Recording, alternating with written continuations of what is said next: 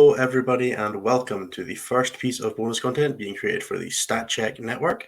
This is my new show, which I'm calling The Ins and Outs of, in which case, in this specific case, it's The Ins and Outs of Nathan Henning. And we are going to be doing my brand new interview show.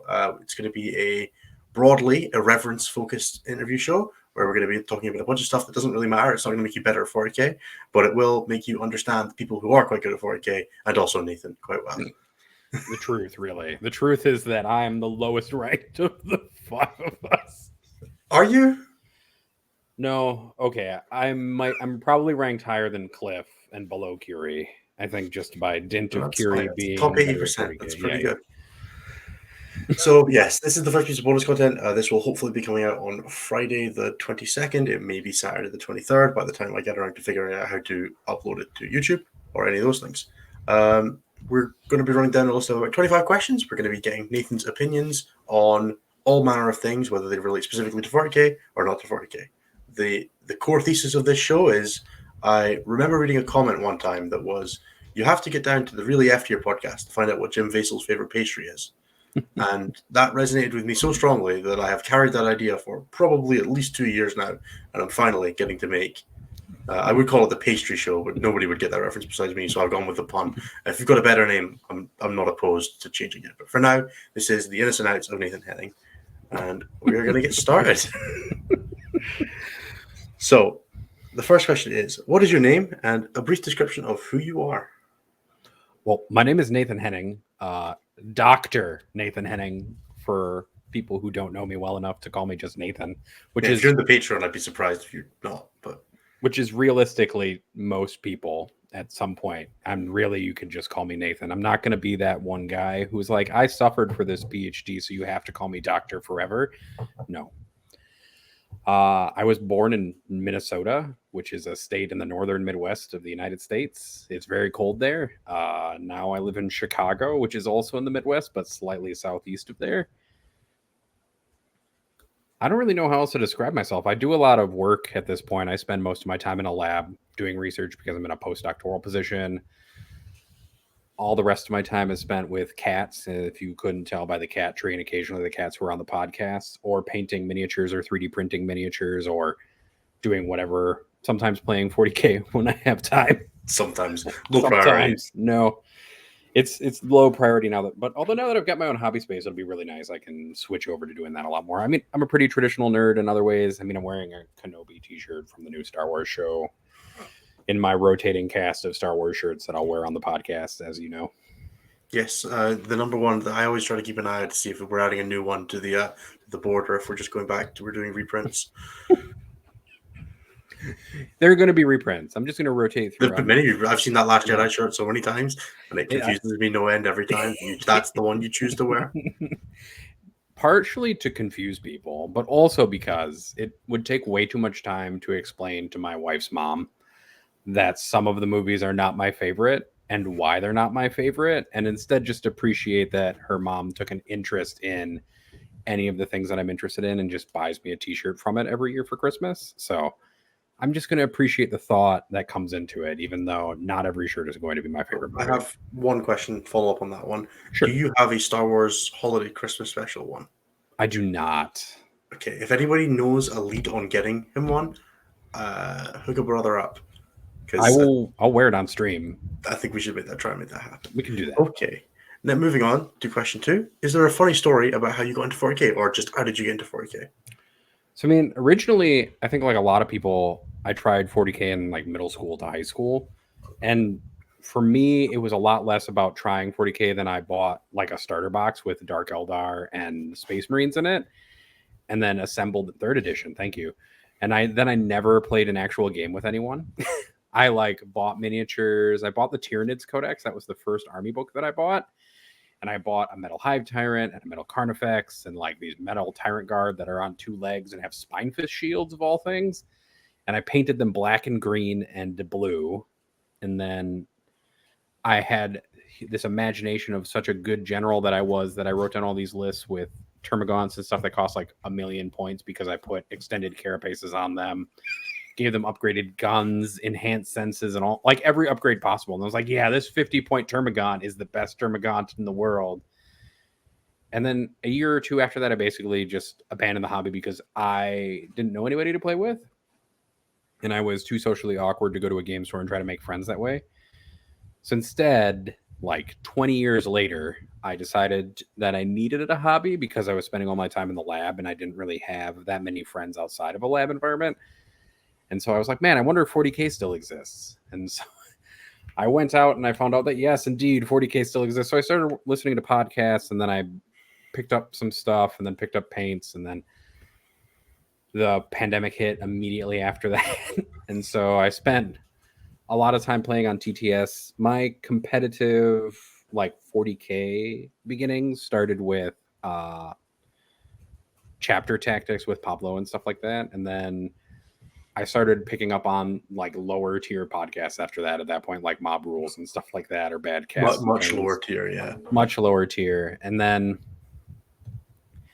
I started playing in TTS events, and then I started to play in real events as the pandemic started to wane. I won my first GT on TTS, which was really cool.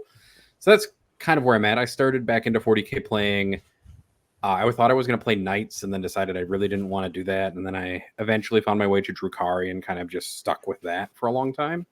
So now I play Drukhari and Harlequins and Tyranids mostly. And then I've started building Sisters and Imperial Guard armies for whenever I decide to do that. And I've gradually filled up my entire dining room with 40K models. As most of us do. Yeah. So did you make the jump to competitive straight away, or did you play casually a little bit locally and then make the leap, or was it just straight all in? You got into it as a hobby and you went, I'm going to do this properly? So the funniest part about the first time I played a game of 40K, like I'd watched battle reports and stuff like that, but the first time I stood at a table to play 40K with another person was at an RTT that was prepping for Adepticon that year. And that was the first time I had ever played 40K. And at the time I was actually playing Tau until I got browbeat out of it by the community, basically. And I was playing as another Tau person, and he was like, why are you so nervous? And I was like, I didn't want to tell him that I'd never played 40K before and that this was my first ever game of 40K and I barely knew what I was doing. So I was like, this is just my first tournament. I don't know. And I've never played in Chicago before. And he was like, okay. And I won my first game of 40K against you're preempting questions now, Nathan. God sorry. Oh, we can keep going to the next question, then I'll explain it. No. That's way down the line, buddy. Way down the line. Well, I won my first game of 40K in the second round of that event against some poor Gene Stealer cult person in late 8th edition, where I put all my Riptides on top of buildings, and he couldn't charge any of my Riptides, so I just shot him full of holes. I like that on literal day zero, you were a mega sweat tryhard with Riptides. I loved giant robots, and yeah, that's totally why you were running Riptides. Well, nobody told me how I was supposed to do anything, so I just had a bunch of robots, and I thought that was great. And also, I was only listening to competitive podcasts at that point, so that's the only way I knew how to build Tau. So I was a terrible person running 40 shield drones and 3 Riptides. Yes, you're not wrong. So, do you still play casually at all, or is it just all competitive, or? And if you do not play casually, or if you do still play casually, do you find it's a struggle to switch off and go back to it, or is it just you have that distinction? So I do try to play like some narrative stuff. So right now I'm in a Crusade League, a 21-week long Crusade League, which was a lot more time investment than I expected it to be. Like when you think about it at first, you're like, 21 weeks, that's not that long. And then it was 21 games. 10 weeks in that my wife was like, you do know you have 3 months of this left that you need to play, right? And I was like, oh no, I have made a mistake. Also, a certain point, Crusade games start to become more like an Excel spreadsheet simulator where you're keeping track of like 5 to 6 traits on each unit, and it gets to be a lot. Like right now, I've got a Hive Tyrant who's toughness 9, rerolls all wound rolls, has an extra 2 inches of movement in addition to adrenal glands, and +1 to charges, and +1 to advances. And when he fights, the guy that ignores invulnerable saves. No, that's the other Hive Tyrant. So what I'm hearing is no, you can't make that disconnect. You're still playing competitively. So like, I have a really hard time doing it. So I'll bring stuff that's like not good, but like Hive Tyrants. Well, no, like I'll bring Hormigons, or like. I'll cut off traits off of my units and just play without them sometimes, and occasionally play like 6 power level down or something like that. because I'll forget that something exists. I don't know. But I do have a hard time turning off that part of my brain. But Are you winning the Crusade League? I may not have lost a game yet in the Crusade League. Right, okay, so we can move on. Yes. Okay. The answer to your question is I have a very hard time turning off the competitive side of my brain. Okay, next question. We're going to start moving on to some event-specific questions. Have you ever made event decisions based purely around the hobby commitment? I mean, of course, I think everybody does. So, like, not everybody. I mean, I don't know enough people to borrow models from. At least not locally. I don't know enough people. Now I know somebody who owns like 20,000 points of miniatures who I could probably borrow hammer some stuff from in order to like not care as much about it. But I've made decisions about when I was playing Drukhari Covens, in particular, I made decisions to pull some stuff out so that I didn't have to paint as much. So yes, I have made some decisions about tournament lists that are strictly hobby based.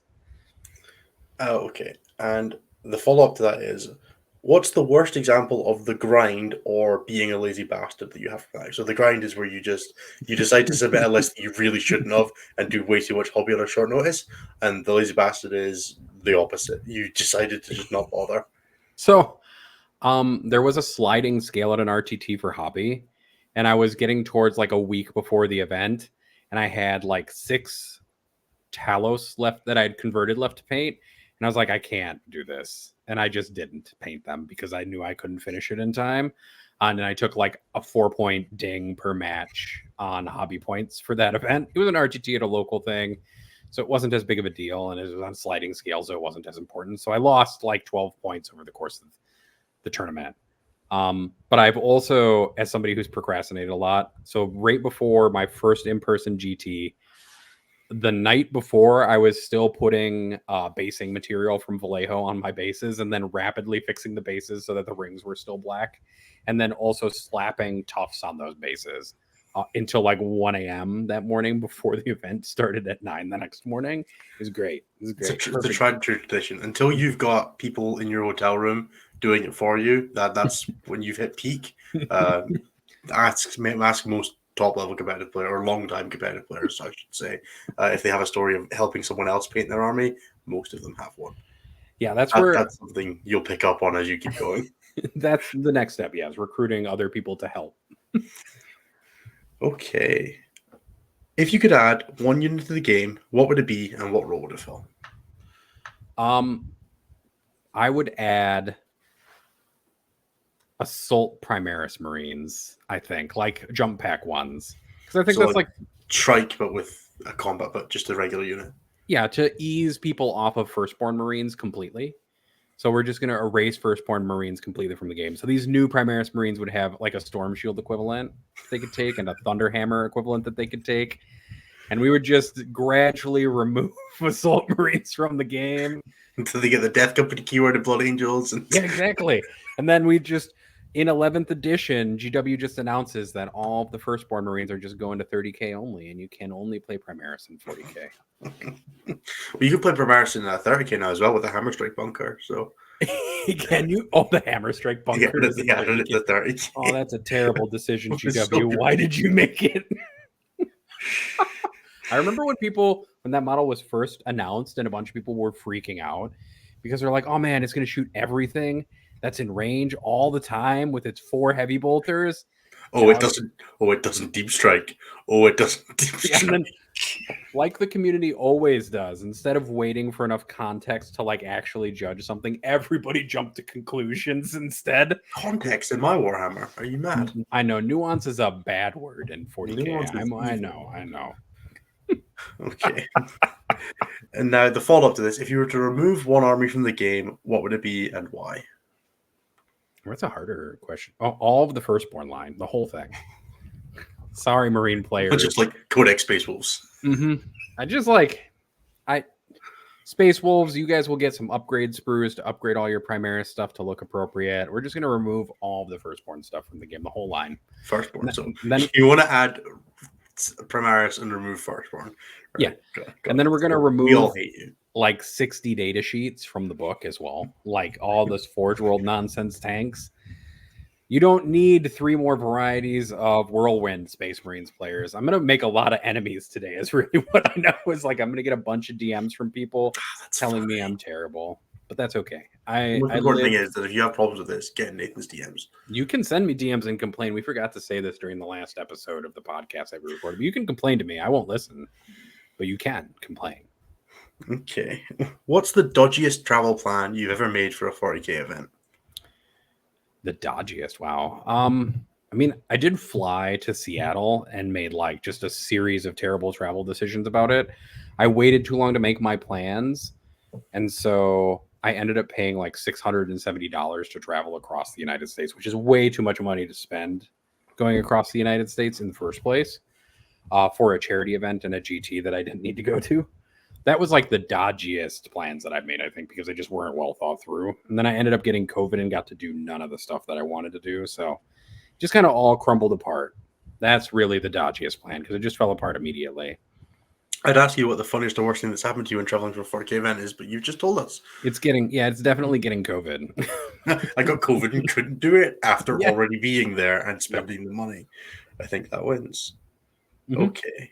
More event questions. What's your favorite thing to eat for dinner at a tournament? If you got to make you get to make the dinner plans, what's the dinner plans?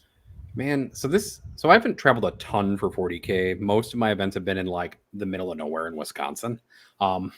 Like Dragon Falls in like a resort town in Wisconsin, which is really just like cabins in the woods essentially attached to like a resort. I always like to go to someplace though that's like the local thing to do. So if I'm planning dinner, we're gonna go to whatever like the best local thing is to eat. Like where do people go who live in this town go to eat? And that's where we're gonna go. So you've not gone to enough 40K events that are in towns where nobody lives at all ever. Exactly. We haven't gone to the middle of nowhere yet. So far, we've still been where there are more people than sheep, unlike most of Scotland. Yeah, most of our events are in Banjo country, so I love that no matter where you go, even in Scotland, apparently people in the middle of nowhere still play banjos. absolutely. What else would they play? It's not 40. It's banjos and 40K. Banjos, yeah, it's also true in the United States, apparently. All of the Midwest is very mad at us, but all they really have to do is drive to 40K events, drink lots of alcohol, tip cows, and play banjos. I don't really know what else there is to do in most Living of the perfect life, frankly. That sounds great. You're not wrong. I also do think that'd be great. Okay. Do you drink at tournaments? So I don't drink during tournaments, but I will drink like a beer or two after an event, like or in the evenings after event. I had a couple beers after the GT. My opponent who beat me at top table at that GT in Wisconsin bought me a beer, which was really nice. So we had a beer and we shared and we talked about the game for a little while. Like I'm not against it. I don't want to get blasted. I don't like getting super drunk when I have to actually use my faculties for stuff. But I don't mind having a beer or two. Yeah. This is a good question for some people, not so much for others. So I'll not go down the follow-up routes. But that's fine. Okay. Did you win your first tournament game? No, I lost my first tournament game. I lost it in the Tau Mirror, where my opponent just had played more than a single game of 40K, and you hadn't even played one. I'd never played a game of 40K, and I couldn't replicate Richard Siegler's strategy of using Tau and shield drones at the time that he was using, so I lost. It was close though, funnily enough. It was very close. And then I blew out my second round opponent, who just couldn't charge me and who I destroyed in Overwatch repeatedly, which was kind of depressing for him. I feel the pain for all my Gene Star Cup brothers out there. Life sucks for all of us. It's true. Did you win your most recent tournament game? No. So I played in the Tyranid Mirror in the last round of an event in outside Seattle. Then I was playing with a more traditional Tyranids Pyropod list into like an all big monsters list for Tyranids. So it was like 3 Tyrannofexes. And I ended up losing that game because I made a really stupid decision. So I really lost myself the game because I was really ahead on points and had a better board position and was killing all of his stuff. And I lost the game for myself by moving Death Leaper into a charge that I thought I was going to win and only needed the security of maybe I'll miss like a die or two and then Death Leaper can do it.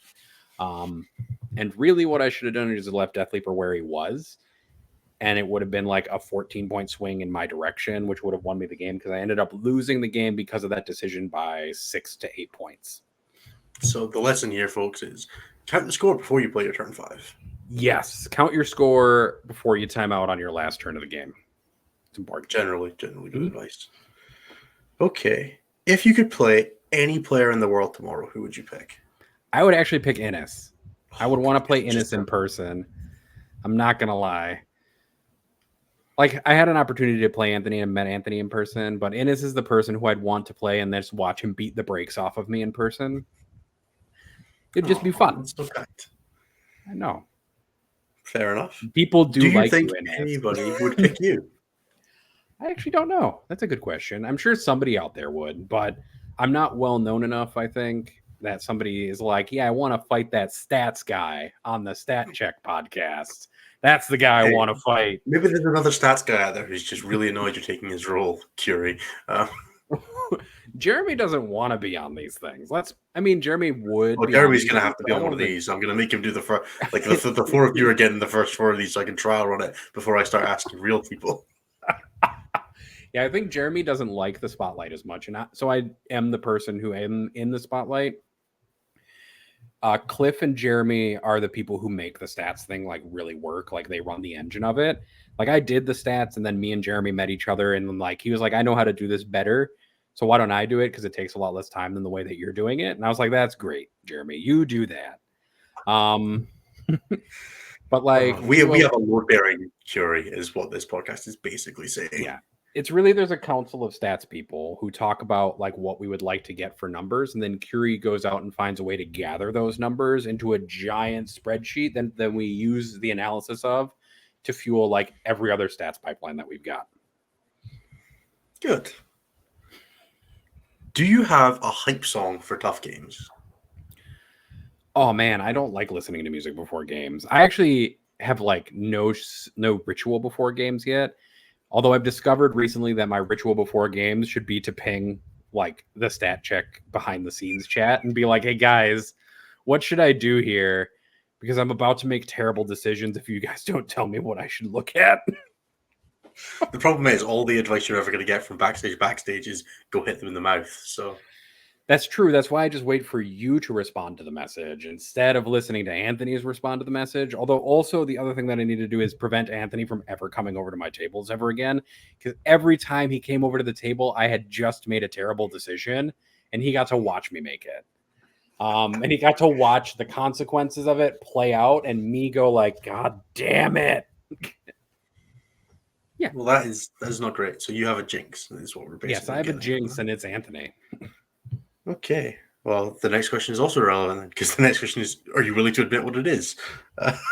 It's Anthony. Anthony's the jinx. No, are you willing to admit what your hype song is? Because there's got to be people who have got a hype song that's just awful. It would definitely be like a metal song, though. Like when I played hockey, we would listen to like Metallica or Disturbed or something like that before games to get pumped up. So it would definitely be something like that. I won't lie. So now you're going to be thinking about, should I have a hype song for 40K? It works for me really well. If I don't play my hype song, I lose so much more. Oh, I need to figure that out. Maybe there's just a ritual that I need to add to not make as many boneheaded decisions. That's fair. Okay. You have been given carte blanche, blank check. You and 4 other players. What's your team tournament lineup? Man, I just want to be people who I'd actually want to play with. So, but Innes, because Innes is number 1 in the world, so you pick Innes. I'd pick Anthony as well, and then I'd pick Richard Siegler because I'm trying to also avoid faction coverage. And then if I had to pick one more person, even though I've never met him before, I think I'm going to pick Nick Nanavati anyways. Oh yeah, we're having a party. That's. Now we're gonna have a party because everybody except me likes to drink a lot, and we'll corrupt you. You will. I don't think Richard drinks a huge amount of tournaments. Also, me and Richard can just form a little doctorate committee off to the side. Because it's going to review our pairings and be like, all right, exactly. Disagree with that choice. I disagree with this choice. Really what this is I'm going to pick 3 of the best players in the world to carry me through the rest of my life. And also me. Yeah, and then Innis. No, no. I could replace Nick Nanavati, I think, with David Gaylord, though, or maybe Thomas Ogden. I think that last position is kind of like a rotating position where you could pick one of the top players and You kind of pick whoever's playing best at the time. Nathan has very yeah, high exactly. standards. I do. If I'm going to pick my dream team, I'm going to pick the best of the best in this, even if I don't know them very well. Then why is Anthony there? Just because I like Anthony. Okay, that makes sense. Okay, what's the crib notes for the best game you've ever played? Tournament only. Oh, so my favorite game I ever played was definitely the finals, and the best game that I ever played was the finals of the GT that I won on TTS. So I was playing Thick City against Thin City. So Thick City, for people who weren't around during that, is basically -1 damage pain engines, so Kronos and Talos, all in Artisans of Flesh, with a Dark Technomancer's Patrol to go along with it, essentially, to get -1 damage and then also +1 damage on other stuff. And then Thin City is rack spam. So my opponent had like 200 racks or something like that. I made some poor decisions in like the overall secondaries that I picked, but it ended up working out because I picked a secondary. I was like, well, I have to kill all your stuff anyways, so might as well try to max out thin their ranks and see how it goes. Thin the ranks. Jesus, back in the day. Yeah, I was just like, I don't know what else to do, so I have to kill your whole army anyways to do this. So we're gonna do this, and I won by 1 point. I had basically Still counts, baby. I had basically tabled my opponent, and they needed a lot to go in their favor on that last turn. And I basically managed to do it by moving forwards in like a line to hold my opponent from getting anywhere close to my objectives with their massive amount of object control, and then punching out with Talos to counter assault. And so Kronos went in front, and then Talos came out after, and I basically swept the field of all but 5 racks, which worked out really well. The games where you get to just play the unkillable destroyer, wading through a field like you're playing Doom or something like that. Everything dies before me. Those are always quite fun games. No, it was a great game, and I barely won it because it was a terrible matchup. Who's the opponent? So that was against, oh man, now I'm going to forget somebody's name and I'm going to feel really guilty. So they've actually won several TTS leagues at this point. And my brain was it Ash? It was Ash. So Ash is one of the best players on TTS, in my opinion. She has won a bunch of events. And the only reason I think she's not like really present in physical 40K is just because there's no 40K played in the country that she is in. So Ash is very good. And has won multiple TTS seasons. And I was very fortunate to play her. And I was even more fortunate to beat her just because the list mismatch was so badly against me. Good. Hashtag still counts. Yep. Okay. What lesson do you never seem to learn in 40K? So the lesson that I never seem to learn in 40K so far is that I need to think about the scoring parameters of my decision instead of can I kill that thing and what should I add to security blanket kill that thing. The thought process really needs to be, do I need to kill this thing to win the game? And is it, if I do charge this thing in, will it do the job? And how much CP do I need it to do the job? And one of the things that I also need to always think about is, do I need that CP for later in the game? So in the game that I lost, where I moved Death Leaper off of a point, I used a CP earlier in that turn to reroll a psychic test, where I didn't really need to reroll it because the smite that I rerolled wasn't going to kill the Carnifex it was targeting no matter what, and the Perils wasn't going to kill his own throat. It was just going to hurt one a little bit, and I could have used that CP somewhere else. So for me, the thing that I need to learn the most is just like planning an extra step ahead and consider scoring a little bit more. And I think those are just things you learn by getting yelled at after you make those decisions, but also by playing more tournament games against good players. It's a good lesson to learn, I would say. What lesson do you desperately wish other people would learn in 40K? You don't need to run at your opponent. So like one of the things that I've experienced the most in this Crusade League is that people will literally just run their army at you and then die. And so I was talking to my opponent yesterday, and he had left all this stuff deployed as if he was going to get the first turn and then gave me first turn, because in Crusade you can choose who gets it. And so I had 18-inch flamers on a bunch of stuff, and I just walked it out, killed 2/3 of his army, and then he was like, "Oh, I made a mistake." And I was like, "Yeah, like your mistake was you left all of your stuff as if you were going first and then didn't go first, but also people would just run all their stuff at you. And then they'll be like, yeah, nobody's ever killed my whole army before in a turn." And then I was like, well, The turn is in effect. You've left everything within hugging distance, and I only need a wing hive tyrant to kill like your Farseer, that warlock, that squatta stuff over there. You've just never played against Tyranids before, and I can tell. And so you just walk all your stuff out and charge it because they've walked right into charge range on their whole army. So teaching people that they don't have to run at you. One of the moments where I made an opponent the most uncomfortable locally and won the game was because I just stood back a little bit and waited for them to push out a little bit more because they had to push out to grab an objective. And I just waited, and they were like, but what? I was like, I'm just going to sit. I don't need to go anywhere. I took some pot shots, and then I just sat where I was.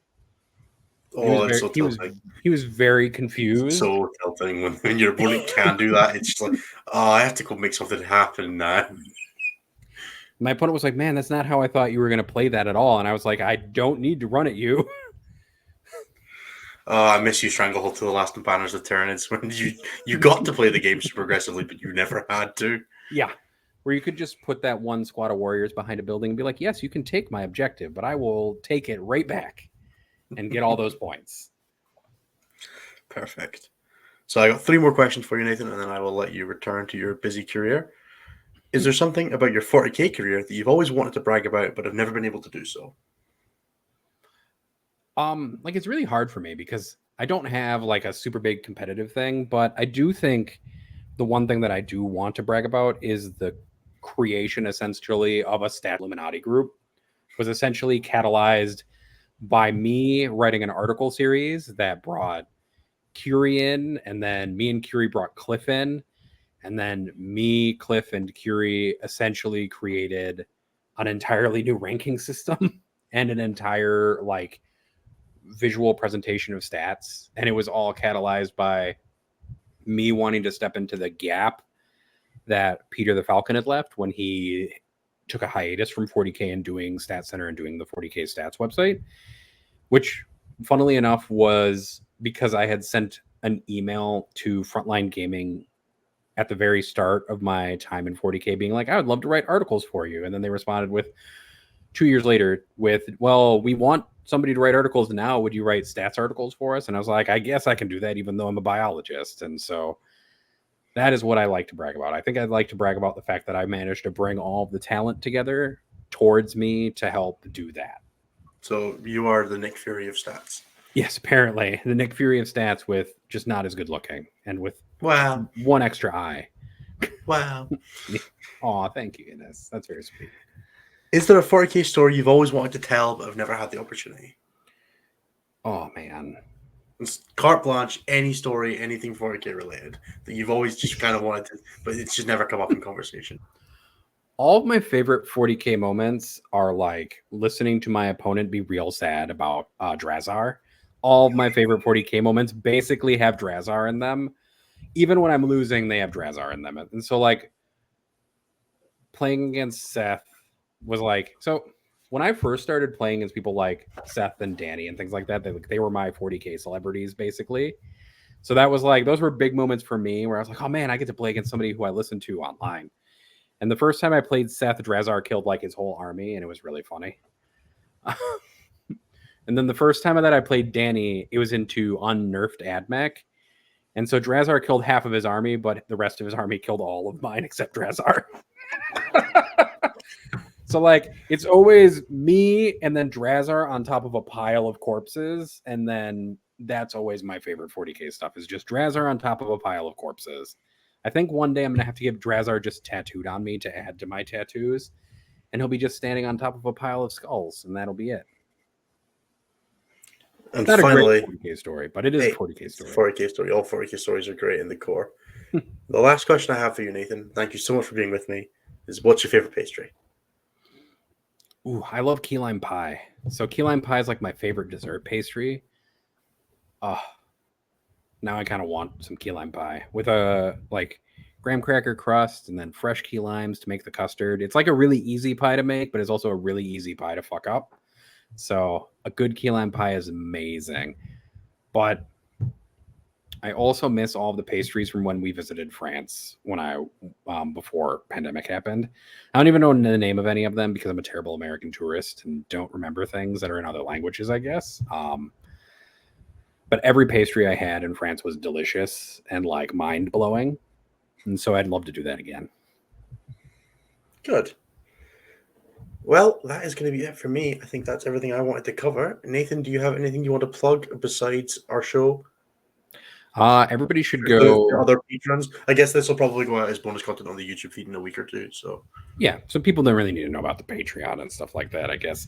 Go over and support 40kstats.com. I think that the Falcon is looking at really interesting data from the ITC Battles app now, so it gets you kind of a more holistic view of how the meta is going, while we look very exclusively at just like top level tournament play. So it lets you look at all levels of play instead of just GT or larger events. So go over to 40k. I think it's still 40kstats.com, or it's somehow associated with stats. That could be it. That might be it. Yeah, I will get a link and put it in the show notes when I should definitely support that. Also support Mob Rules or Grim After Dark, because I love both Danny and John, and they were the reason why I decided to make a podcast in the first place when I started with Best in Tabletop.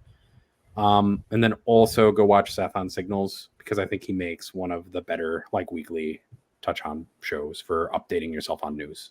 And that's killing me to let be on air, but that's fine. I know. I also did it in part to spite Innes. Perfect. So if you're watching this, that means one of two things. Either you're a patron and you're in our Discord and you have access to all the links, in which case we love you and thank you.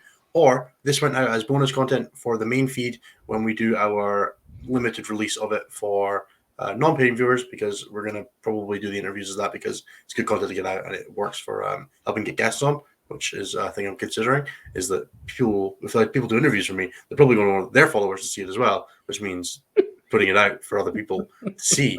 So business decisions, appreciate the fact that I'm thinking about this, Cliff, Anthony, Nathan, and Curie, because otherwise I'm going to do dumb stuff. I have to think about these things. This is why we have a business plan. It's true.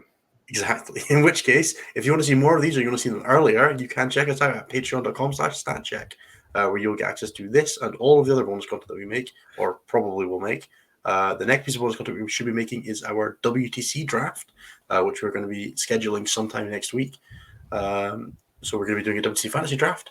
But that has been it. I have been Innes for the Innocent Outs of Nathan Henning, which is still not a good podcast name, but it's fine. It's perfect, Innes. That's actually perfect. Bye-bye. You don't get to do that. You're not the host. Oh. You're a guest. Come on, man. I have to. It's just a thing I got to do. I got to do it like a nervous tick. I've got to do it like I'm going to run the outro. God damn it.